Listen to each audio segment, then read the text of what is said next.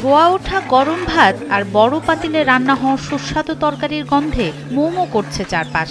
হোটেলের প্রতিটি বেঞ্চে গাদাগাদি করে বসে আছেন কাস্টমাররা। বাইরে থেকে দেখলে মনে হবে খুব জমজমাট কোনো হোটেল, কিন্তু এখানকার চিত্রটা একটু আলাদা।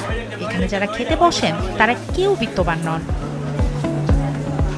কারো পরনে ছেঁড়া কাপড়, কারো মাথায় এলোমেলো চুল।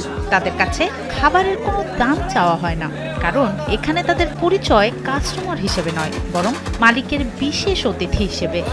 4-5 বছর এই খিলে আমার কাছে পয়সা গড়ি যায় না, আমরা খোয়ালে পাইতে আমার কিছু দেয়। তা ফকিরানি যা আছে, পাগল যা আছে সব এখানে আর কি সুগর বার করে খোয়ায়। তৃপ্তি সহকারে খাচ্ছেন মানুষগুলো। তাদের চোখে মুখে দীর্ঘ ক্ষুধার পর খাবার পাওয়ার তৃপ্তি। খিচুড়ি সহ নানা পদের বিশেষ খাবার রান্না হয়। আশেপাশের এলাকা ছাড়িয়ে দূর দূরান্ত থেকেও বিচিত্র জীবনের নারী, পুরুষ ও শিশুরা পরম তৃপ্তিতে খেতে ভিড় জমান এখানে। প্রতি শুক্রবারে খাই বাবা, আমার উপকার হয়। আমরা প্রতি শুক্রবারে খাই আর এই মতন আমরা আসি খাই। আমার বেটা কোথাও কাহিনীও নাই বাবা, আমরা খাই, খায়া যাই। সপ্তাহে প্রতিদিন এই আয়োজন থাকলেও প্রতি শুক্রবার এখানে চলে এলাহি কাণ্ড।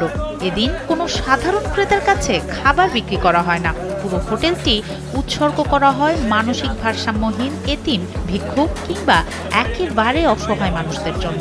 বিনা পয়সায় এমন রাজকীয় আপ্যায়নের কারণে অদ্ভুত এই ভালোবাসার হোটেলের নাম দেয়া হয়েছে পাগলা হোটেল। উনি পাগল এবং অসহায় ও গরিব মানুষকে খাওয়ায়, প্রতি শুক্রবারেই খাওয়ায় এবং এর মাঝেও অনেককে খাওয়ায়। ওনার ভালো লাগে বিদায় উনি আমাদেরকে বলছে যে আমি অসহায় লোকদেরকে আমার ভালো লাগে, এই জন্য আমি তাদেরকে খাওয়াই। এবং ওনার যে খুব যে একটা সামর্থ্য এটাও নাই, তারপরে ওনার মন মানসিকতা খুব ভালোই।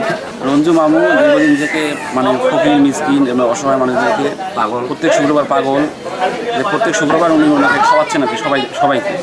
ওনার ভালো লাগে বা ওনার ভিতর থেকে ভালো লাগে বিদায় উনি সবাইকে খাওয়াচ্ছেন। মানবিকতার এই অন্য দৃষ্টান্তটি স্থাপিত হয়েছে কুড়িগ্রামের উলিপুর উপজেলার প্রত্যন্ত হাতিয়া ইউনিয়নের গাজীপুর বাজারে। হোটেলের মালিক রঞ্জু মিয়া 2023 সাল থেকে গত 3 বছর ধরে নীরবে এই সেবা দিয়ে যাচ্ছেন।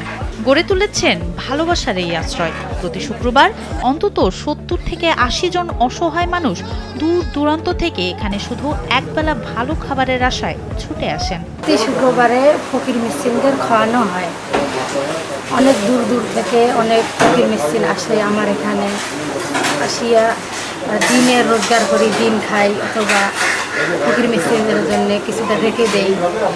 এইভাবে আমার সংসার চলছে অনেক আঘাতে, কষ্টের মধ্যে আর কি চলে এর মধ্যে। একসময় অন্যের হোটেলে কর্মচারী হিসেবে কাজ করতেন রঞ্জু মিয়া। সেখানে মালিকের উদারতা দেখে তিনি নিজে এমন কিছু করার স্বপ্ন দেখেন। পরে গ্রামে ফিরে শুরু করেন এই মহৎ কাজ। বাবার রেখে যাওয়া ছোট্ট হোটেলে প্রতিদিনের রোজগার থেকে কিছু টাকা জমিয়ে শুক্রবারের এই আয়োজন করেন তিনি। এই মহৎ কাজে তাকে রান্না ও পরিবেশনে হাসি মুখে সাহায্য করেন তার সহধর্মিনী। আমি ঢাকায় ছিলাম, আমার মালিক এইভাবে খাওয়াইছিল যে প্রতি শুক্রবার এমনিতে প্রতিদিনে খাওয়াইছিল। তা ওটা দেখিয়ে আসি আমি নিজে চালু করছি। এখন নিজে আমি খাওয়াইতেছি যে প্রতিদিন যে ইনকাম করি এখান থেকে কিছু রাখি, গ্রামের বাজার তো সেই ইনকাম হয় না, কিছু রাখার পরে ওই 7 দিন পর যে টাকাটা জমে ওই টাকাটা দিয়ে আর কিছু হয়তো ভরে সেটা আমি একটা খিচুড়ি রান্না করি মুরগির মাংস দিয়ে। গরুর মাংস দিতে পারি না, মুরগির মাংস দিয়ে রান্না করি। করার পর ওই প্রতি শুক্রবার ওরা জানে যে ওখানে খাওয়া হয়, ওখানে আসবে। এটা হলো 12টা থেকে 4টে পর্যন্ত ওরা আসবে, আজকে খায়, আমি খাওয়াই চলে যাই। শুধু শুক্রবারই নয়, সপ্তাহের অন্য দিনগুলোতেও কেউ এলে খালি হাতে ফিরতে হয় না। একবেলা খাবার ঠিকই জোটে। সমাজের চোখে যারা অবহেলিত তাদের তৃপ্তির হাসিতেই নিজের জীবনের সার্থকতা খুঁজে পান তিনি। নিজের মানসিক প্রশান্তির জন্যই রঞ্জু মিয়া বেছে নিয়েছেন এই পথ। সনম সিদ্দিকী, কালবেলা।